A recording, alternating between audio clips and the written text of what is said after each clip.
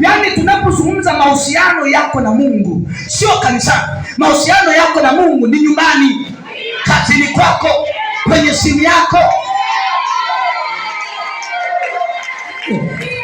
Bishop, nikisema hapa tuanze kufanya msako wa simu, kuna watu watakimbia hapa.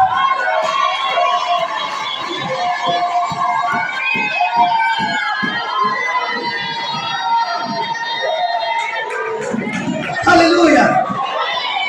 Yaani mtumishi, mbona panga vipi ndio unajiandaa kukimbia?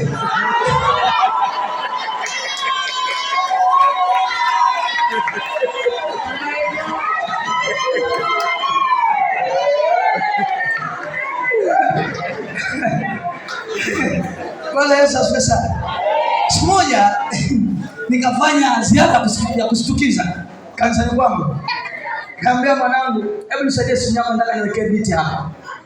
Yaani niliona miguu inapotetemeka. Unasemaje baba? Naambia naomba simu yako niweke biti hapa. Ambia sawa, hamna shida, mbona niweke niweke baba. Niambia hamna shida. Na connect kwenye wifi hapa. Sawa baba, hamna shida. Ngoja niongee na mtu mmoja. Alichukua kama dakika 20. Anaweka simu. Nikajua hii kitu sio salama. Baadaye nikakaa naye, mama, mwanangu, nakupenda sana. Una huduma nzuri.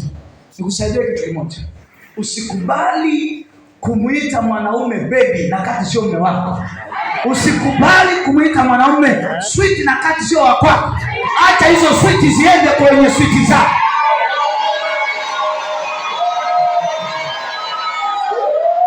Ni kama Roho Mtakatifu alipiga kwenye mshono.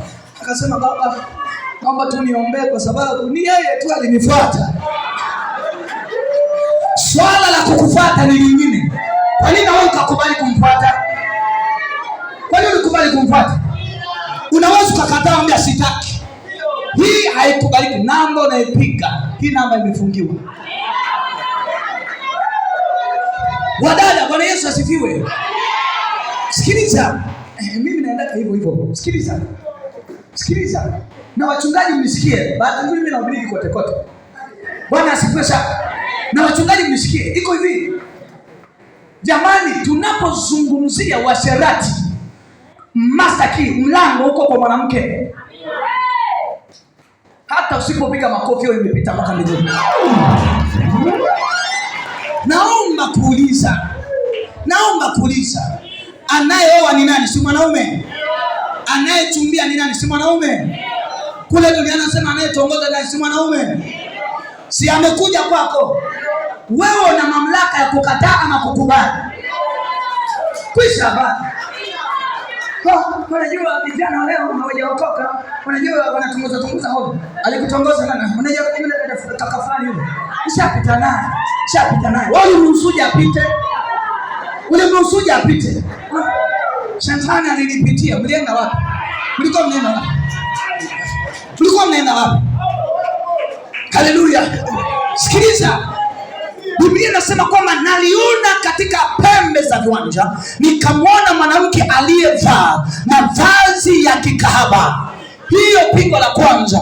Pigo la pili, Biblia inasema kwamba mwanamke kahaba ni kama shimo. Nitafutie andiko linalosema mwanaume kahaba anapua ndefu. Nitafutie. Haya, nakupiga na donge na kwinini ya tatu. Biblia inasema kwamba mwanamke mpumbavu ataivunja ndoa yake kwa mikono yake. Kidonge cha nne uende ukalale nacho. Mwanamke mwenye hekima ataijenga nyumba yake kwa mikono yake. Mmenikubali hapo kwamba mwanamke ndo mlango? Yaani wewe kubali ukatae, ndiko hivyo. Na ujue hapo naongea na mwanasaikolojia baba. Kaa kwa kutulia na utulizane kweli kweli.